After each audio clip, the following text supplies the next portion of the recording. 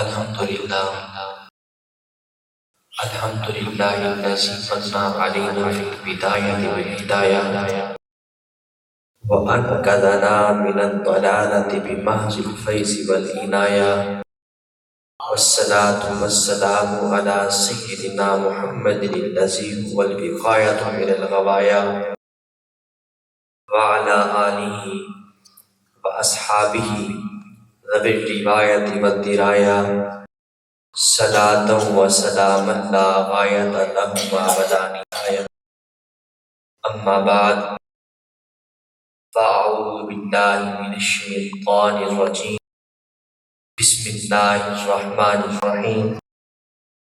قال الله تبارك وتعالى في الكلام المجيد والفرقان الحميد: قل إن كنتم تحبون الله فاتبعوني يحببكم الله. قال رسول الله صلی اللہ علیہ وسلم: الدنیا سجن المؤمن و جنت الکافر. صدق اللہ العظیم وصدق رسوله النبی الکریم الامین. ان اللہ وملائکتہ یصلون علی النبی یا ایھا الذین آمنوا صلوا علیہ وسلموا تسلیما. پڑھیے: الصلاۃ والسلام علیک یا رسول اللہ، الصلاۃ والسلام علیک یا حبیب اللہ، وعلی آلک واصحابک یا سیدی یا محمد رسول اللہ صلی اللہ علیہ وسلم. مجھ ناچیز حقیر پر تقصیر کی طرف سے تمام خاص اور آپ کو سبھی کو میری طرف سے السلام علیکم ورحمۃ اللہ وبرکاتہ. ٹائم بہت ہو چکا ہے، یقیناً نیند آپ کی آنکھوں میں نظر آ رہی ہے.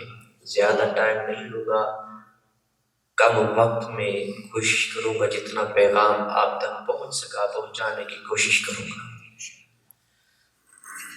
الحمدللہ، اللہ رب العزت کا احسان عظیم ہے کہ اس نے ہمیں اپنا آخری نبی عطا فرمایا اور اس آخری نبی کی ہمیں امت بنایا. ٹھیک ہے جی. اور اللہ تبارک و تعالی نے ہمیں پسند فرمایا. ہم میں سے کتنے بندے ہیں جو یہ چاہتے ہیں کہ اللہ ہم سے راضی ہو جائے؟ اچھا، اللہ تو ہم سے راضی ہے، کتنے بندے ایسے ہیں جو یہ چاہتے ہیں ہم اللہ کو راضی کریں؟ توجہ نکتہ. میں یوں بھی کہہ سکتا تھا کہ اللہ ہم سے راضی ہو جائے. اللہ تو ہم سے راضی ہے، ہم اپنے گناہوں کی وجہ سے اللہ کو ناراض کر لیتے ہیں. بس چند باتیں آپ کو بتانا اور چند ایک آپ کو نکتے دینے ہیں، بس آپ ان کو فالو کر لیں، انشاءاللہ العزیز آپ رب کو پا لیں گے.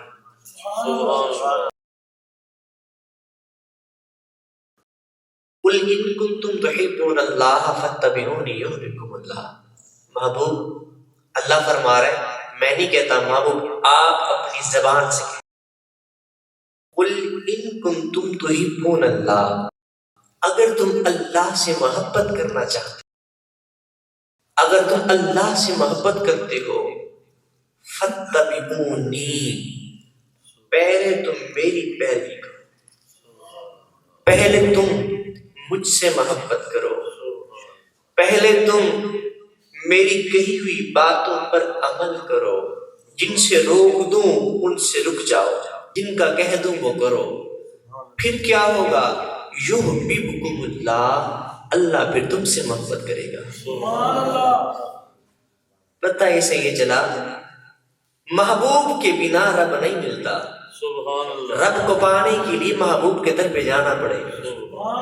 محبوب مل جائیں گے تو رب بھی مل جائے گا. کیوں؟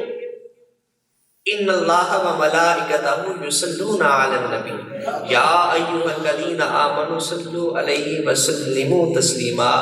رب کا کام بھی تو یہی کہ محبوب راضی ہو جائے. توجہ نہیں ہے. رب کا کام بھی تو یہی ہے نا کہ محبوب راضی ہو جائے.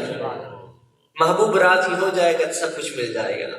اگر میں اس رضا کے ٹاپک کو چھیڑوں تو یقین جانی اسی پر ایک گھنٹہ گزر جائے گا لیکن تقریر ختم نہیں ہوگی. میرا جو موضوع ہے کہ ہم رب کو راضی کیسے.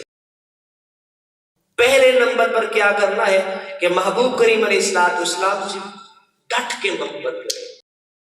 آپ میں اس دنیا میں کوئی بھی بندہ تب تک مومن نہیں ہو سکتا. رسول اکرم صلی اللہ علیہ وسلم نے فرمایا کہ تم میں سے کوئی بھی اس وقت تک مومن نہیں ہو سکتا جب تک اپنی مال سے بڑھ کے, اپنی جان سے بڑھ کے, اپنی اولاد سے بڑھ کے مجھ سے پیار نہ کرے. ہمارا ایمان ہی مکمل نہیں ہوتا جب تک حضور سے محبت نہ کرے. یہ ہے مومن کی تعریف. حضرت عمر فاروق رضی اللہ تعالی عنہ نے عرض کی حضور اپنی جان کے بعد میں آپ سے پیار کرتا ہوں. فرمایا عمر فاروق تمہارا ایمان مکمل نہیں. عمر فاروق کے سینے پہ ہاتھ رکھا, رکھنے کے بعد کہا اے عمر بتاؤ اب کیا کیفیت ہے. عرض کی حضور اب جان سے بڑھ کے بھی آپ پیارے ہیں. جان سے بڑھ کے بھی آپ پیارے ہیں. اور صحابہ کرام حضور سے پیار کتنا کیا کرتے تھے, کائنات میں اتنا کوئی کسی سے کرتا ہی نہیں, کوئی بھی نہیں کرتا ہوگا. اچھا انسان تو انسان ہے نا حضرت. انسان کو اللہ نے عقل دی ہے, شعور دیا ہے, وہ سوچتے ہیں سمجھتے ہیں. جانور کے پاس کون سی عقل ہے؟ نہیں ہے. درختوں کے پاس کون سی عقل ہے؟ نہیں ہے. سورج چاند ستاروں کے پاس کون سی عقل ہے؟ نہیں ہے. وہ بھی میرے محبوب کے آگے جھک جاتے ہیں, میرے محبوب سے پیار کرتے ہیں. سورج ایسے اشارہ کرتے ہیں تو چاند چر جاتا ہے, ایسے اشارہ کرتے ہیں تو سورج واپس پلٹ آتا ہے. پتھر پہ پاؤں رکھتے تو پتھر بھی موم بن جاتا ہے. سرکار کو اگر قضائے حاجت کی حاجت ہوتی ہے تو درخت بھی حضور کے پاس چلے دوڑے آتے ہیں. آخر کوئی چیز ہے نا جی, وہ حضور ہے. اللہ تبارک و تعالیٰ نے جن کے صدقے پوری کائنات بنائی ہے. آدم علیہ السلام کی توبہ جن کے صدقے قبول ہوئی وہ کون ہے؟ میرے محبوب ہیں. فرمایا اے آدم اگر میں نے محبوب کو نہ بنایا ہوتا میں تجھے پیدا ہی نہ کرتا. دوسرے نمبر پر میرے بھائیوں والدین سے محبت کرو, والدین کا خیال رکھو, ان کا ادب کرو, ان کا احترام کرو, ان کی خدمت کرو, آپ کو رب مل جائے گا. کیسے؟ حدیث مبارکہ سماعت کریں. اللہ کے رسول حضور نبی کریم صلی اللہ علیہ وسلم نے فرمایا اگر آپ یہ دیکھنا چاہتے ہیں کہ اللہ آپ سے راضی ہے یا ناراض ہے, اللہ آپ سے راضی ہے یا ناراض ہے تو ماں باپ کو دیکھ لو. اگر ابا راضی ہے تو اللہ راضی ہے, ابا ناراض ہے تو اللہ ناراض ہے. آپ سجدے کریں, کر کر کے آپ کے ماتھے پر محراب پڑ جائیں. ابا ناراض ہے تو نمازیں بھی قبول نہیں. آپ رکوع کر کر کے اپنی کمر کو جھکا دیں اور سجدے کر کر کے آپ کی گھٹنوں پر نشان پڑ جائیں اور لاکھوں حج کر لیں. ابا اما ناراض نہیں تو حج بھی کسی کام کا نہیں ہے. حضور نبی کریم صلی اللہ علیہ وسلم کی بارگاہ میں بندہ آیا, حضور مجھے اجازت ہے میں حج کر کے آؤں. فرمایا اما ابا زندہ ہیں؟ جی ہیں. ان کی خدمت کرو, یہی تمہارا حج ہے. حضور جہاد پہ جانا چاہتا ہوں, اجازت دیں. فرمایا اما ابا زندہ؟ جی ہیں. ان کی خدمت کرو, یہی تمہارا جہاد ہے. تو ماں باپ میرے بھائی راضی کر دو. ماں باپ راضی. با یزید بستامی رحمت اللہ علیہ جیسا بندہ کئی سال چلے کاٹنے کے بعد مقام ولایت پر فائز نہیں ہوئے. گھر آتے ہیں, اماں دعا کرتی ہیں یا اللہ میرے بیٹے کو وہ عطا کر جس کے لیے وہ جستجو کر رہا ہے. ماں کی ایک دعا نے بیٹے کو ولی بنا دیا. ماں باپ کو پالے قیمتی تحفہ ہے. حضور نبی کریم صلی اللہ علیہ وسلم نے فرمایا اللہ اور اس کے رسول کے بعد جس کا مقام ہے وہ والدین. موسیٰ کلیم اللہ علیہ السلام جیسی شخصیت اللہ کی بارگاہ میں عرض کرے یا اللہ تو یہ تو بتا جنت میں میرا ساتھی کون ہوگا. توجہ نہیں ہے؟ سبحان اللہ. جنت میں میرا ساتھی کون ہوگا؟ اللہ نے فرمایا اے موسیٰ کلیم اللہ فلاں جگہ فلاں مقام پر ایک بندہ ہے وہ کسائی ہے، گوشت بیچتا ہے، وہ جنت میں تیرا ساتھی ہے۔ اللہ کے نبی موسیٰ کلیم اللہ کوہ طور پر جا کر اللہ سے کلام کرنے والا انسان، اللہ کے پیارے نبی، پیارے محبوب موسیٰ کلیم اللہ، آپ اس بندے کی تلاش میں جا رہے ہیں، نبی ہو کر ایک امتی کی تلاش میں جا رہے ہیں۔ اندازہ لگائیں اس بندے کا مقام کیا ہوگا، وہ کون سے ایسا کام کرتا ہے کہ اللہ کے نبی خود اس کے پاس چل کر جا رہے ہیں۔ جب جاتے ہیں اسی سے ملاقات ہوتی ہے کہ دیکھا لگتا تو بندہ یہی ہے، اور اس کی نگاہ پڑتی ہے اللہ کے نبی کے چہرے پر، چہرہ نورانی، سبحان اللہ، کہ میں چاہتا ہوں کہ آپ مجھے کچھ چند لمحے دیں، میں آپ کے ہاں مہمان ٹھہرنا چاہتا ہوں، میری خوش نصیبی ہوگی کہ اللہ کا نبی میرا مہمان بنے۔ اب موسیٰ کلیم اللہ علیہ السلام اس کے مہمان بنتے ہیں۔ اب اس کی ادا بندے کی کیا ہے، اپنے ہاتھوں سے روٹی توڑ کر ماں کے منہ میں دیتا ہے۔ یہ ادا اللہ کو ایسی پسند آئی، فرمایا موسیٰ یہ تیرا جنت میں ساتھی ہے۔ اب اس کو مقام کیسے ملا؟ ماں دعا دیتی تھی، یا اللہ میرے بیٹے جو میری خدمت کرتا ہے نا، اس کو صلہ یہ دے، اپنے نبی اپنے پیارے کلیم کا جنت میں ساتھی بنا دے۔ ماں باپ کو راضی کر دے۔ یہی وقت ہے جب چلے جائیں گے پھر آپ کو یہ وقت موقع نہیں ملے گا۔ اچھا جی، جن کے والدین ہیں وہ راضی کر لیں، جن کی چلے گی ہیں وہ کیا کریں؟ وہ قبر پر جایا کریں، حق ہے، نماز پڑھا کریں، ایصال ثواب کیا کریں، روزہ رکھیں، ایصال ثواب کریں، کوئی نیکی کریں، ایصال ثواب کریں، اپنی ہر نیکی میں والدین کو شامل کر لیں، اللہ آپ سے راضی ہو جائے، آپ رب کو منا لیں۔ کتنی چیزیں ہو گئی حضرت؟ دو، محبوب کو راضی کر لیں، ماں باپ کو راضی کر لیں، ٹھیک ہے جی۔ تیسری چیز رزق حلال کمائیں۔ توجہ ہے تو نقطہ دوں ہے، حدیث مبارکہ سماعت فرمائیں، القاسب حبیب اللہ، جو رزق حلال کماتا ہے فرمایا وہ اللہ کا دوست ہے۔ جو رزق حلال کماتا ہے حضرت، آج کے دور میں میری نظر میں میری فکر کے مطابق اللہ کا ولی ہے وہ بندہ جو رزق حلال کماتا ہے، اور اس کو رسول اکرم صلی اللہ علیہ وسلم نے اللہ کا دوست کہا ہے۔ اچھا جی، اگر آپ چاہتے ہیں نا آپ کی دعائیں قبول ہو تو آپ کیا کریں؟ رسول اکرم صلی اللہ علیہ وسلم نے یہ طریقہ بتایا ہے، اے سعد بن ابی وقاص، رزق حلال کمایا کرو، مستجابات دعوات ہوگی، تمہاری دعائیں قبول ہو جائیں گی، آپ اللہ کو پا لیں گے۔ اچھا جی، توجہ ہے تو ایک نقطہ دوں آپ کو، جنتی بیتک، اللہ فرماتے جنت میری ہے، گھر تیرا ہے۔ جنتی بیتک، جنت میری ہے، گھر تیرا ہے، قلبک بیتی، دل تیرا ہے، گھر میرا ہے۔ سمجھے نہیں؟ جنت اللہ نے بنائی ہے نا، فرمایا جنت میری ہے، مومن گھر تیرا ہے، اور اس جنت سے اللہ نے شیطان کو نکال دیا۔ اب بندہ مومن، تیرا دل اللہ کا گھر ہے، تو نے شیطان کو ادھر بسا لیا، تو نے شیطان کو دل میں بسا لیا، اور تو گناہ کرتا ہے۔ حضور فرماتا ہے بندہ گناہ کرتا ہے دل پہ نقطہ لگ جاتا ہے، پھر کرتا ہے دل پہ نقطہ لگ جاتا ہے، دل کالا ہو جاتا ہے، سیاہ ہو جاتا ہے، قرآن پڑھو تو اثر نہیں ہوتا، ولی کی نگاہ پڑھے اثر نہیں ہوتا۔ کیوں؟ ایک مثال دیتا ہوں آپ کو، مثال ایک کالے رنگ کی ڈبی ہے نا، کالا رنگ جس میں ہوتا ہے، اس میں ایک دودھ کا قطرہ ڈالیں آپ کو دودھ کا قطرہ نظر آئے گا؟ نہیں نظر آئے گا، وہ دودھ کا قطرہ بھی اس میں جا کر کالا ہو جائے گا۔ جب تک چوٹ لگتی رہے گی نا، ایک قطرہ جب پتھر پہ پڑتا رہتا ہے تو پتھر کو چیر دیتا ہے، اس قطرے کی مسلسل ضرورت پڑنی چاہیے، اور وہ نگاہ پڑنی چاہیے۔ جب تک نگاہ مسلسل پڑے گی نہیں، شیطان حملہ کرتا رہے گا۔ تو کیا کریں؟ دل کو صاف کریں۔ دل کو صاف کیا کیسے جائے؟ نبی کریم صلی اللہ علیہ وسلم نے بھی اس کے بارے میں کچھ فرمایا نہیں فرمایا؟ 2 حدیثیں سماعت کریں، میں اپنی گفتگو کو بس ختم کرنے لگا کہ دل کے زنگ کو کیسے دور کیا جائے۔ نبی اکرم صلی اللہ علیہ وسلم نے 2 چیزیں فرمائی ہیں۔ فرمایا کہ موت کو کثرت سے یاد کرو، دل کا زنگ دور ہو جائے گا، اور قرآن مجید کی تلاوت کیا کرو، 2 کام جو کرے گا اس کا دل کا زنگ دور ہو جائے گا۔ یہ تو دل کی صفائی کرنے کا حضور نے فرمایا۔ ایک صحابی ہے، یا رسول اللہ صلی اللہ علیہ وسلم میں دل سخت ہے میرا۔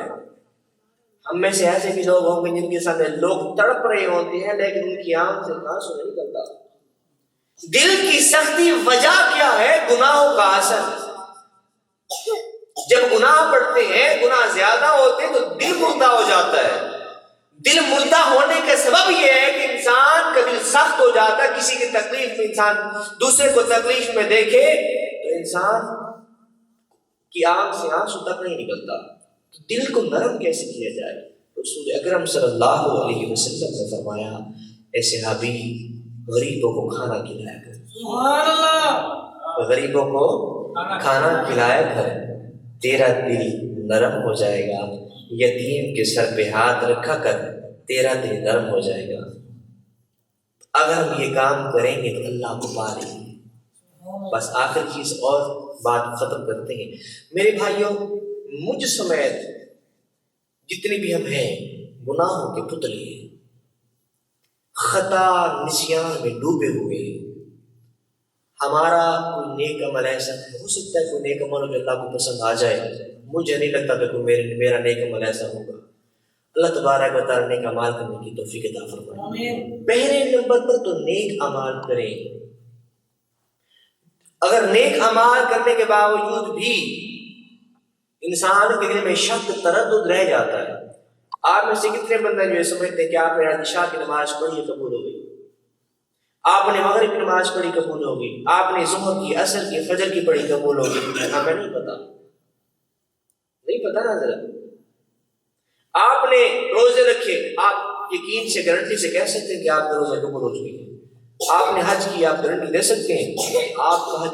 میرے بھائیوں، ریاکار، ریا کا ایک ذرہ بھی آپ کے اعمال میں آ گیا نا، آپ کے اعمال ضائع ہو جائیں گے۔ ہم کیا کریں گے؟ اللہ والوں کے دامن کو پکڑ لیں۔ سبحان اللہ، میرے نقطے تک آپ پہنچے نہیں۔ ایک نمبر، پہلے نمبر پر تو نیک اعمال کریں، دوسرے نمبر پر اللہ والوں کے دامن کو پکڑ لیں۔ اللہ والوں کا کام کیا ہوتا ہے؟ بات ختم۔ ولی کی تعریف کیا ہے؟ حلیۃ الاولیاء کے اندر امام ابو نعیم اصفہانی رحمۃ اللہ علیہ فرماتے ہیں ولی کہتے کس کو ہے؟ تعریف خود نبی کریم صلی اللہ علیہ وسلم نے فرمائی ہے، ولی اس کو کہتے ہیں جس کو دیکھ کر رب یاد آ جائے۔ سبحان اللہ، جس کو دیکھ کر رب یاد آ جائے اس کو ولی کہتے ہیں۔ ولی کا کام کیا ہوتا ہے؟ اللہ کی مخلوق کو اللہ کے حوالے کرنا۔ سبحان اللہ، اللہ کی مخلوق کو اللہ کے حوالے کر دینا، ان کے ظاہر کی، ان کے باطن کی صفائی کر دینا، یہ ہے ولی کا کام۔ پہلا کام کیا؟ رسول اللہ سے محبت، آپ اللہ کو پالیں گے۔ دوسرا کام کیا بتایا؟ والدین کی خدمت، اللہ کو پالیں گے، اللہ کی رضا حاصل کر لیں گے۔ تیسرے نمبر پر آپ رزق حلال کمائیں، اللہ آپ کو مل جائے گا، اللہ کی رضا حاصل کر لیں گے، دل کی صفائی کریں، ولی کو پکڑ لیں گے۔ ایک واقعہ پھر بات ختم، بات سے بات نکل آتی نا جی۔ امام رازی رحمۃ اللہ علیہ بہت بڑے عالم تھے، روح نکلنے کا وقت قریب ہے اور شیطان آ گیا۔ شیطان نے کہا بہت بڑے عالم ہیں، یہ بتائیں خدا ایک ہے تو دلیل دے۔ امام راضی نے دلیل دی، اس نے رد کر دی، پھر دلیل دی، اس نے رد کر دی، پھر دلیل دی، اس نے رد کر دی۔ روایات میں آتا ہے کہ 150 یا 250 دلیلیں دیں اللہ کے ایک ہونے پر، شیطان نے رد کر دی۔ اور وقت بھی بہت روح نکلنے والی ہے۔ اب اگر اس وقت بندہ اللہ کے ایک ہونے کی دلیل نہ دے تو بندے کا ایمان جاتا ہے، ساری عبادت، سارا علم، ساری ریاضت رائے گاں جاتی ہے۔ تو کیا کریں؟ دور آپ کے امام و مرشد امام نجم الدین کبریٰ رحمۃ اللہ علیہ وسلم فرما رہے تھے، وضو کرتے ہوئے پانی کی نگاہ جب دوڑائے، کشف کیا کہ میرے سالک پر، میرے مرید پر شیطان حملہ کر رہا ہے، وہیں سے پانی کے چھینٹے مارے، وہیں سے پانی کے چھینٹے مارے اور کہا، راضی تو یہ کیوں نہیں کہہ دیتا میں خدا کو بغیر دلیل کے مانتا ہوں؟ جہاں علم نجات نہیں دے رہا تھا، جہاں اعمال نہیں بچا رہے تھے، شیطان حاوی تھا، وہاں ولی نے بچا دیا، وہاں ولی نے بچا دیا۔ الا ان اولیاء اللہ لا خوف علیہم ولا هم یحزنون، فرمایا لوگوں سن لو کہ جو میرے ولی ہیں ان پر نہ کوئی خوف ہوگا نہ کوئی ڈر ہوگا۔ کیوں؟ وجہ کیونکہ انہوں نے اللہ کو پا لیا ہے، اللہ کی رضا کو حاصل کر لیا ہے۔